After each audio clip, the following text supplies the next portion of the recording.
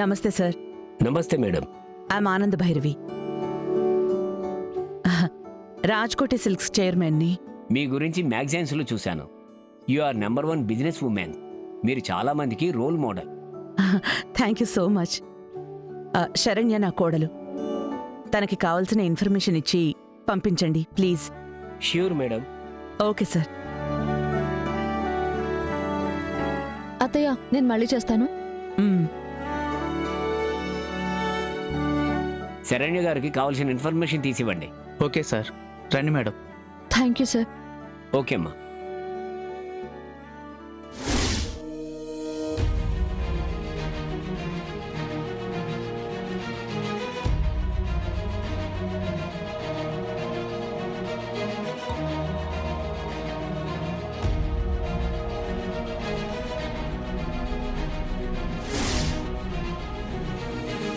నేను ఫైల్స్ తీస్తాను, మీరు వెయిట్ చేయండి మేడం.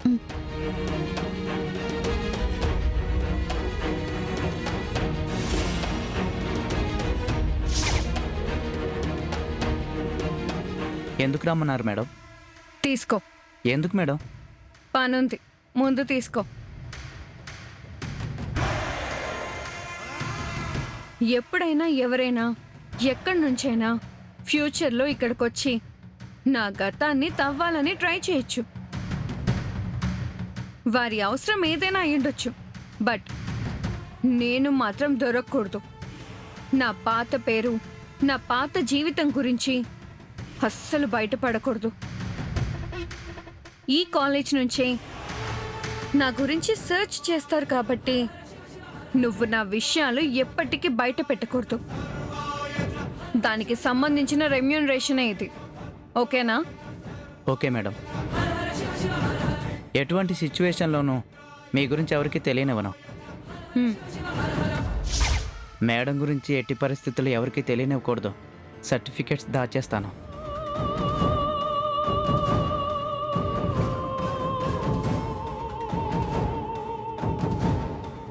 సౌమ్య అనే పేరుతో గతంలో 2-3 స్టూడెంట్స్ ఉండేవారు. వాళ్ళ సర్టిఫికెట్లు చూపిస్తాను. మేడం, ఇది చూడండి.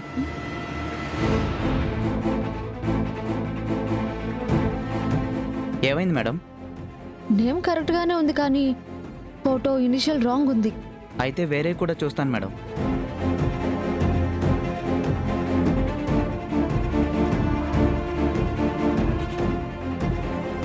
మేడం, ఇది చూడండి. ఇది కూడా కాదండి. నాకు కావాల్సిన అమ్మాయి ఫోటో చూపించాను కదా, ఎవరెవరివో చూపిస్తారేంటి? అయ్యో, ఎందుకు సీరియస్ అవుతున్నారు మేడం? ఓల్డ్ స్టూడెంట్స్ కదా, అందుకే కొంచెం కన్ఫ్యూజ్ అయ్యాను. Be cool madam. Okay, sorry. చూడండి.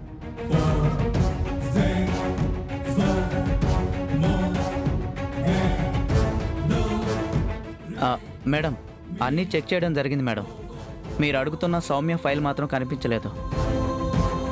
మైసూర్ నుంచి వచ్చిన సౌమ్య, తెలంగాణ నుంచి వచ్చిన సౌమ్య, ఆంధ్ర నుంచి వచ్చిన సౌమ్య ఉన్నారు కానీ మీరు అడిగిన సౌమ్య మాత్రం లేదు.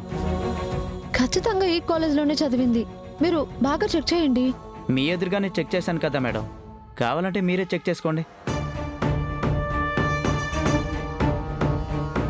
ఓకే అండి, థ్యాంక్ యూ.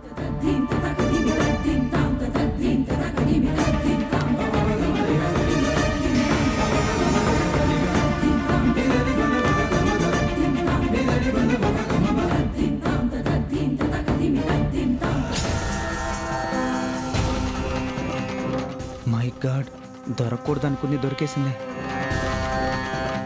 సమీరనా? నాకు బెంగళూరు ఆఫీస్ నుంచి వచ్చిన సర్టిఫికెట్స్లో ఉన్న నంబర్స్కి ఈ నంబర్స్కి టాలీ అవుతుంది. అంటే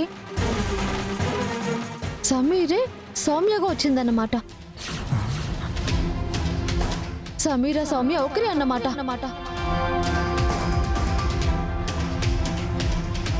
మై గాడ్, దొరకకూడదు దొరికేసింది. చా,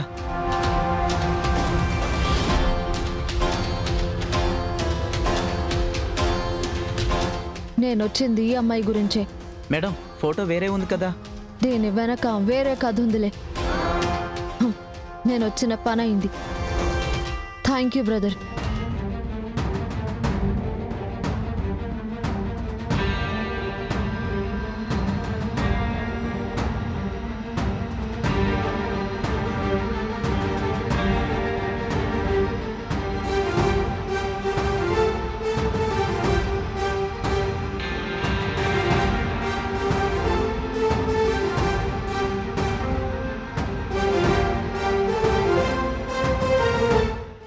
ఆ సౌమ్యలా ఫేస్ మార్ఫింగ్ చేసుకొని మా ఇంట్లోకి ఎంటర్ అయింది. హ, నా మొగుడినిచ్చి పెళ్లి చేస్తేనే దానికి న్యాయం జరుగుతుందని నాటకాలాడుతుంది. హ, దాని సంగతి చెప్తా.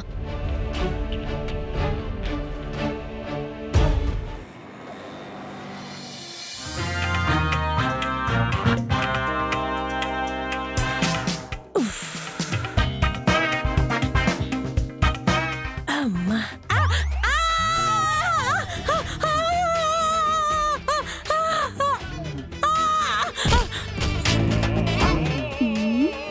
అత్తయ్య గారు! అయ్యో అత్తయ్య! అత్తయ్య ఏమైంది? అయ్యో అత్తయ్య గారు ఏమైంది మీకు? ఈ వయసులో రన్నింగ్ ఎందుకు మీకు? మామూలుగా నడవచ్చు కదా. ముక్కు చూడండి ఎలా అయిందో, దొండ పండులాగా. అసలు నేను ఎలా పడ్డాను?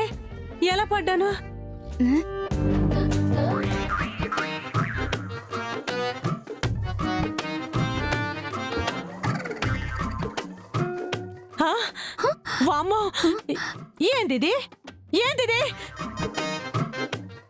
మన ట్రెడిషన్. ఇంతకు ముందే కళ్ళాబి చల్లి ముగ్గు పెట్టాను. ఇది ముగ్గా? ఇది ముగ్గు కాదే, క్షుద్ర పూజల ముగ్గున్నట్టుందే. అయ్యో అత్తయ్య అలా అనకండి, కళ్ళు పోతాయి. లెంపలేసుకోండి. అత్తారింట్లో సాంప్రదాయబద్ధంగా ఉండని అమ్మ చెప్పింది, అందుకే ఇలా చేశాను.